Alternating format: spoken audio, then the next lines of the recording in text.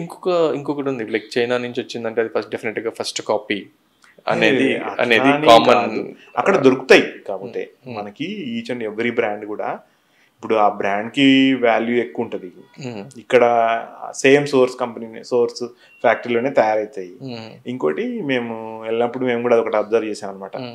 Italian furniture model వచ్చింది అనుకోండి, ఆ మోడల్ ని డిజైన్ చేస్తారు డిజైనర్స్ ఇటలీలో. అది సోర్స్ ఫ్యాక్టరీ ఇక్కడ ఉంటది, మ్యానుఫ్యాక్చరింగ్ ఇక్కడ మ్యానుఫ్యాక్చర్ అవుతుంది. అయినా విత్ ఇన్ డేస్ లో అన్ని ఫ్యాక్టరీస్ తయారు చేస్తాయి ఆ డిజైన్. వాళ్ళు చాలా క్విక్ గా చేయగలుగుతారు, వాళ్ళ దగ్గర ఎకో సిస్టమ్ ఉంది. ఇప్పుడు సేమ్ ప్రోడక్ట్ ని ఈవెన్ ఇప్పుడు వార్డ్రోబ్స్ గురించి వీటి గురించి డిస్కస్ చేస్తే ఎంత డీటెయిల్ గా ఇన్వాల్వ్ అవుతారంటే వాళ్ళు డీప్ కి వెళ్ళి ఇది ప్రాబ్లం వస్తుంది అని డిస్కస్ చేస్తారు. అంటే వాళ్ళు అంత డెప్త్ వెళ్తారు.